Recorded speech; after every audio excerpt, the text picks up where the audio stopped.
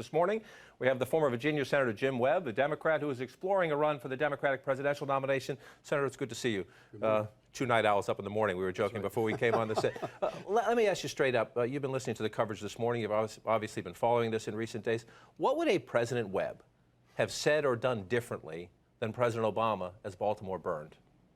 Well, I don't think I could put myself into President Obama's shoes at the moment and put words into his mouth. I do know that the local leaders seem to be responding in a way that is affirmative in dealing toward the issues that are there.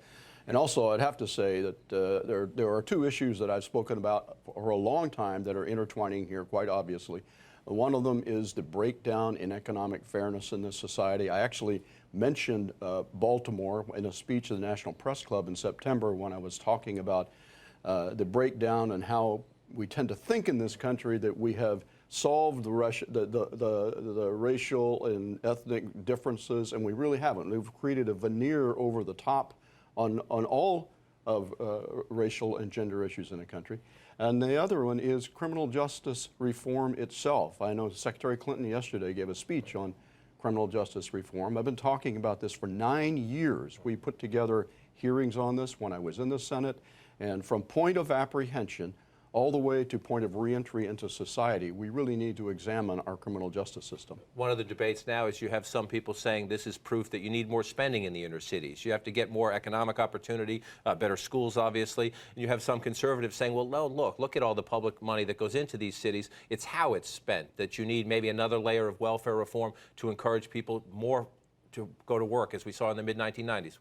Which is it? Well, I think clearly we need infrastructure spending in our country, across the country. Our infrastructure systems are falling apart. Those are programs that can bring jobs. Jobs bring dignity. They also encourage more education. We see this not just in Baltimore, but across the country. And where the money is spent is important. I think if we look now, we keep talking about our educational systems at the high end, but we're still in the reality that only 75% of the kids in this country finish high school. We have to have programs to encourage them to stay in, and if they've left, we had legislation when I was in the Senate, I call it Second Chance Education Act, to help these people when they get to be like 30 and realize that they made a big mistake when they were younger, and get them into productive education and employment.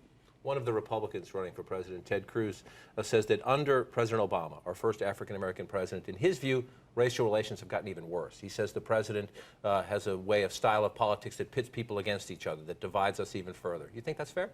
Well, I think we clearly have a political system now where political leadership and the base of both parties have been at odds in a way that I haven't seen in my adult lifetime, having done 4 cycles through government. I don't think that's just President Obama being radically different. It's the people in the process on both sides having drawn clear lines. We need leadership that kind of cut across these lines and bring people together. One of the great experiences I had in my life, I spent 8 years as a boxer.